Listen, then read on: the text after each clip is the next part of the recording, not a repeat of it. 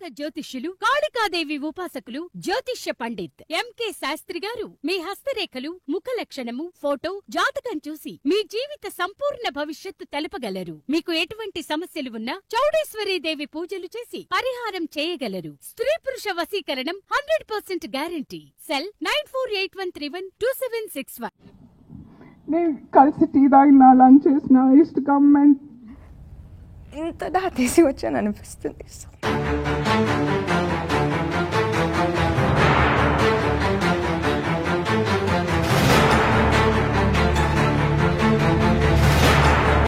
నమస్తే friends, welcome to CR ముచ్చట్లు. Friends, phone tapping case issue Telangana వ్యాప్తంగా ఎంత పెద్ద దుమారం సృష్టిస్తుందో ప్రత్యేకంగా చెప్పనక్కర్లేదు. ఈ ఫోన్ ట్యాపింగ్ విషయంలో ఎస్ఐబి ప్రభాకర్ రావు ప్రధాన నిందితుడిగా తేలగా ఈ కేసు నుండి అతను తప్పించుకోవడానికి అమెరికాకి పారిపోయాడు. కానీ స్పెషల్ ఇన్వెస్టిగేషన్ ఆఫీసర్స్ ప్రభాకర్ రావుని మళ్ళీ ఇండియాకి తిరిగి వచ్చేలా చేసి ఇప్పుడు అతన్ని సీరియస్ గా ఇన్వెస్టిగేషన్ చేస్తున్నారు.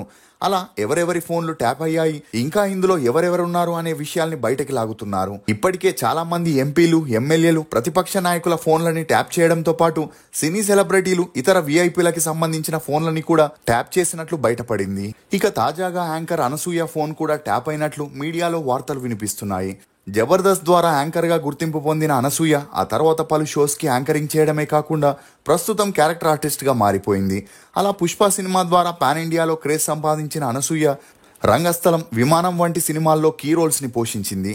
అయితే అనసూయకి సంబంధించిన ఫోన్ కూడా ట్యాప్ అయిందని, ఆమె సీక్రెట్స్ ని బట్టబయలు చేయడం కోసమే ఆమె ఫోన్ ని ట్యాప్ చేశారనే వార్తలు కూడా వినిపిస్తున్నాయి.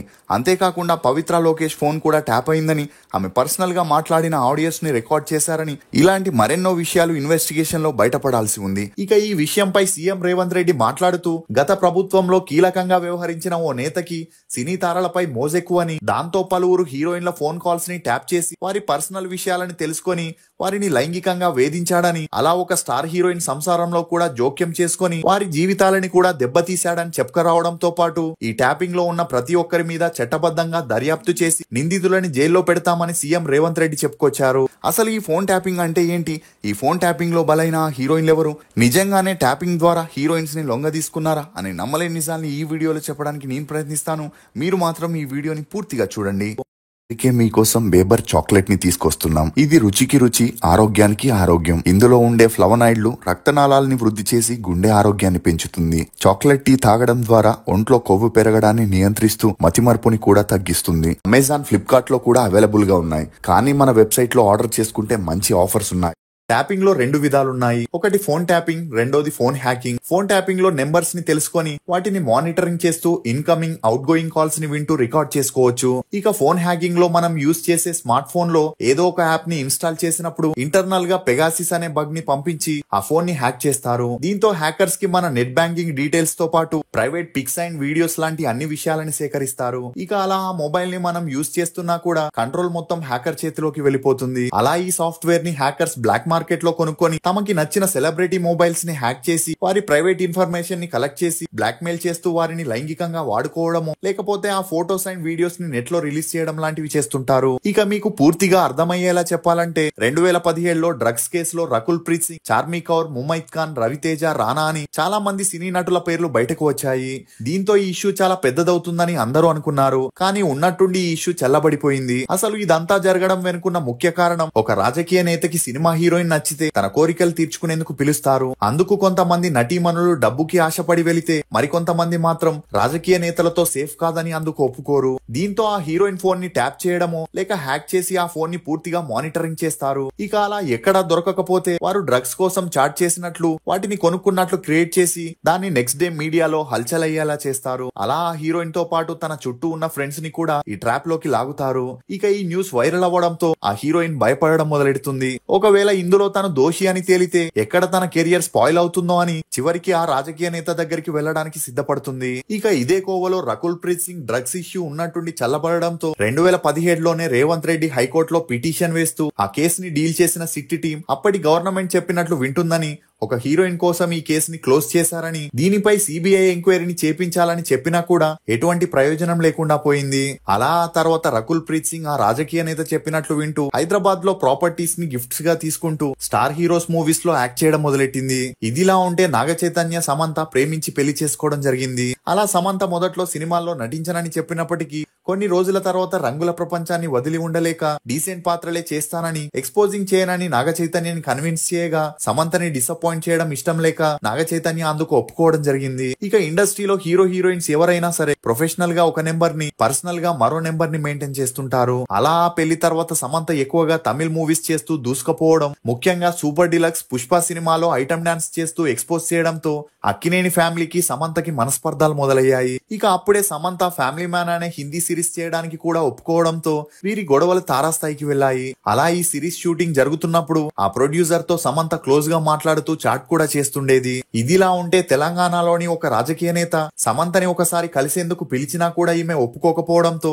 తన చేతిలో ఉన్న హ్యాకింగ్ సిస్టమ్ ని ఈమెపై ఉపయోగించడం మొదలెట్టాడు. ఇక అలా సమంత ఆ ప్రొడ్యూసర్ తో మాట్లాడే మాటల్ని, చాట్స్ ని కూడా రికార్డ్ చేసి తను చెప్పినట్లు వినాలని, లేకుంటే ఆ చాట్స్ ని, రికార్డ్స్ ని నాగ చైతన్యకి మరియు అక్కినేని ఫ్యామిలీకి పంపిస్తానని చెప్పగా అందుకు సమంత అతని మాటలకి లొంగకపోవడంతో సహనాన్ని కోల్పోయిన ఆ రాజకీయ నేత ఆ చాట్స్ ని, కాల్ రికార్డ్స్ ని నాగ చైతన్యకి, అక్కినేని ఫ్యామిలీకి పంపడంతో అప్పటి వరకు నాగ చైతన్యకి సమంత మీద డౌట్ మాత్రమే ఉన్నప్పటికీ ఈ ప్రూఫ్ తో కన్ఫర్మ్ చేసుకోవడం జరిగింది. దీంతో ఇమీడియట్ గా నాగ చైతన్య వీరుంటున్న ఇల్లుని వదిలి తన పేరెంట్స్ దగ్గరికి వెళ్లిపోవడం జరిగింది. అలా ఆ తర్వాత పెద్దలంతా ఎంత నచ్చ చెప్పినా నాగ చైతన్య వినకపోవడంతో సమంత, నాగ చైతన్య 2021లో విడాకులు తీసుకోవడం జరిగింది. ఇక అలా ఆ రాజకీయ నేత సమంత విడాకుల తర్వాత చేసిన అన్ని మూవీస్ కి థియేటర్లు ఇవ్వకుండా ఆ మూవీస్ ఫ్లాప్ అయ్యేలా చేశాడనే వార్తలు కూడా వినిపించాయి. దీంతో సమంత మానసికంగా కృంగిపోయి అనారోగ్య బారిన పడిందనే చెప్పొచ్చు.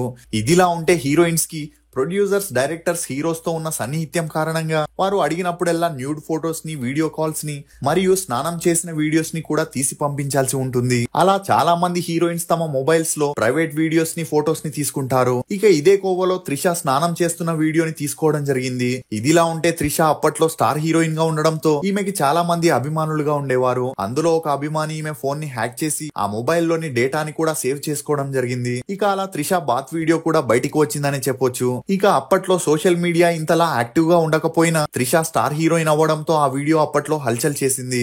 ఇక ఇదే కోవలో హన్సికా మోటువాని బాతింగ్ వీడియో, ప్రీతి జింతా ప్రైవేట్ వీడియో కూడా రిలీజ్ అయిందని చెప్పొచ్చు.